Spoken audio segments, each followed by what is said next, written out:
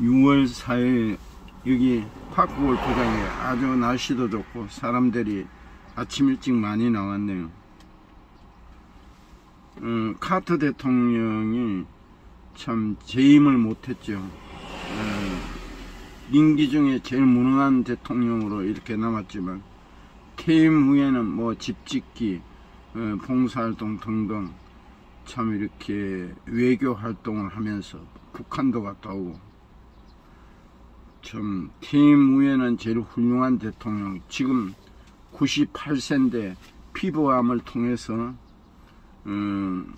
완전히 그게 전이 되어 간까지 전이 되어 병원에 있다가 병원을 거부하고 그가 퇴임한 후에는 그 땅콩 농사를 지어 살았는데 아주 가뭄으로 그것도 실패하고 남은 거는 그 땅콩밭에 있는 집밖에 없답니다. 참 우리나라 대통령도 퇴임 이후에 그걸 생각해야 되겠죠.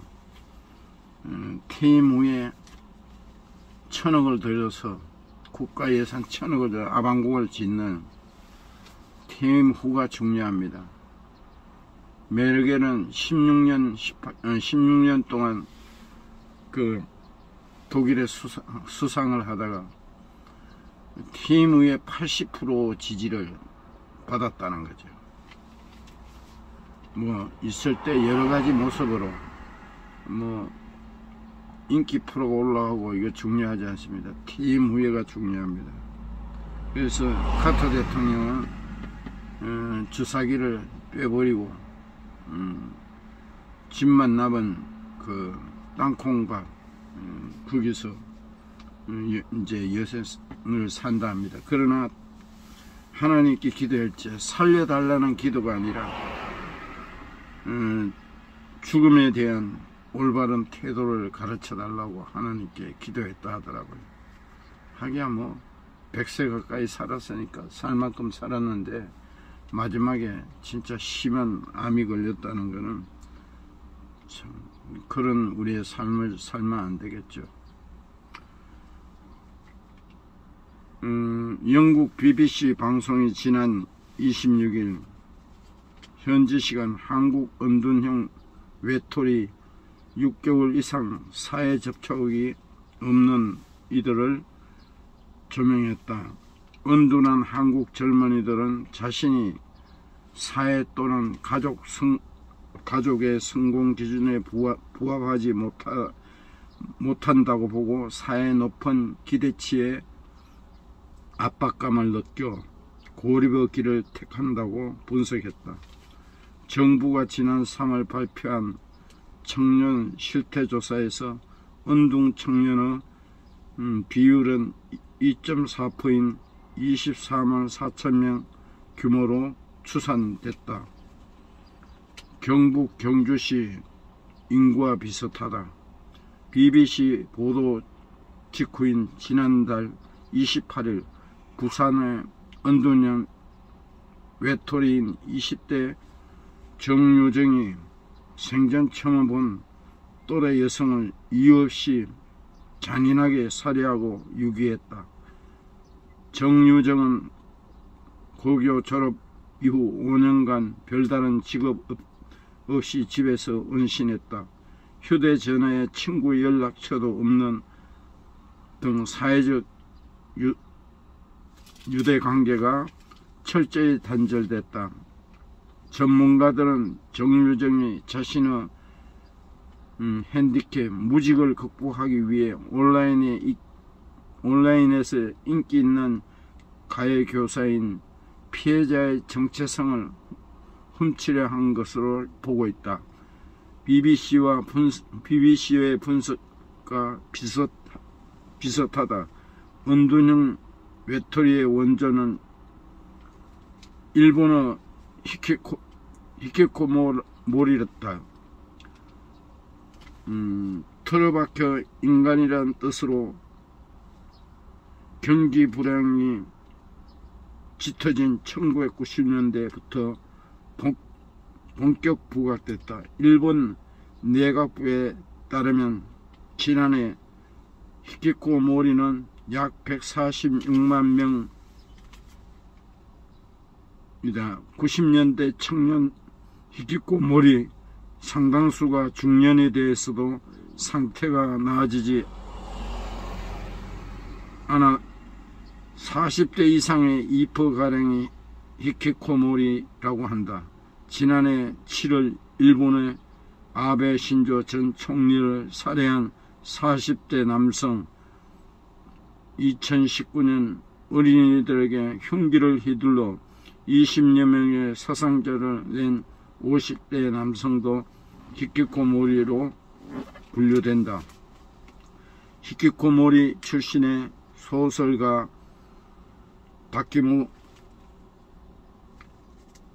다키모토 다스히코는 내가 좋아하는 것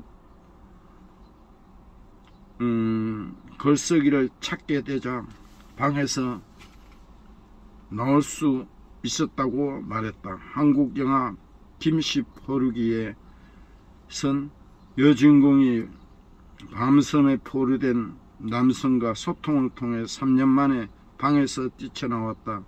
정유정의 범행엔 변경의 여지가 없다. 다만 외톨이들이 범죄의 유혹을 끊는데 주변의 관심과 격려, 도움이 필요한 것도 사실이다. 소통 부재, 획일주의 등 우리 사회가 많은 외톨이를 양산하는 환경에 젖어 있기에 더욱 그렇다. 사악한 자의 길에 들어가지 말며 악인의 길로 다니지 말지어다. 의인의 길은 돋는 햇살 같아서 크게 빛나는 한낮의 강명에 이르거니와 악인의 길은 어둠 같아서 그가 걸려 넘어져도 그것이 무엇인지 깨닫지 못하느니라. 좌로나 우로나 치우치지 말고 내 발을 악에서 떠나게 하라. 내 친구 아들도 참 이렇게 멀쩡했는데 뭐 승마 이런 쪽에 전문가라 해가지고 호주에 가 유학까지 하고 이랬는데 어느 날인가 자기를 함께 사랑했던 여인이 자기를 떠난 이유를 그것이라 하더라고요. 그때부터 은둔 생활을 하고 지금 뭐 다리가 뚱뚱 부어서 40대 중반 방에서 누워 절대 나오지 않는다는 거예요. 자기가 칠순이 되어서 그 집에 갔는데도 나오지 않아서 5만원짜리를 문틈 사이로 넣어줬다 하더라고요. 이것은 내가 보니까 그런 애인이 먼저 죽어서가 아니고 뭐 죽은 게 아니라 헤어져서 문제가 아니라 뭐 헤어진 사람들이 숱하죠. 뭐 자기만 헤어졌나. 그러나 내가 제가 본 견해로는 둘 다 이렇게 부부가 이혼을 했어요. 양쪽 다 잘못이 있어요. 아버지는 왕자병, 지독한 왕자병, 분노장애. 엄마는 아주 공주병. 초등학교 교편생활 했는데 지독한 그 공주병이라는 거죠. 공주병, 왕자병, 정신병인데 아주 그 큰 문제입니다. 외상이면 소도 잡아먹는다고 돈도 없으면서 160만원짜리 핸드폰을 사는가 하는 빚으로. 많은 사람이 인생의 비전을, 그래서 그 부모가 역기능적인 모습으로서 그 아이를 교육을 시켰기 때문에 역기능적인 교육이 들어갑니다. 지금 뭐 힘들지요. 가정에 그런 아들이 하나 누워 있으면은 얼마나 힘들겠어요. 많은 사람이 인생의 비전을 꿈꿀 때 내가 잘하는 것, 내가 좋아하는 것, 다른 사람의 인정이 있는 것 등으로 비전을 찾을 때가 많습니다. 그러나 하나님이 주신 비전은 내가 좋아하는 어떤 감정으로부터 시작하기보다는 거룩한 슬픔을 동반하는 경우가 많습니다. 느헤미야는 예루살렘 성벽이 무너졌다는 소식을 듣고 슬퍼하며 기도합니다. 우리가 살아가는 이 세상 속에서는 아직도 이루어지지 않은 하나님의 나라가 존재합니다. 우리가 꿈꾸는 하나님의 통치와 현실 사이의 간격 때문에 기도할 수밖에 없습니다. 예수님께서는 무리를 보시고 불쌍히 여기셨습니다. 그 불쌍히 여기는 마음이 예수님을 십자가로 인도한 것입니다. 오늘 우리는 세상 속에서 여전히 이루어져야 할 하나님의 나라를 애통하고 계십니까? 하나님 부어주시는 거룩한 슬픔이 있습니까? 내가 좋아하는 일을 하는 것이 인생의 비전이 아니라 하나님이 주시는 거룩한 슬픔이 바로 사명이며 인생의 비전입니다. 하나님이 내가 어떤 일을 하면 좋은 것인가? 그것을 놓고 우리는 기도해야 합니다.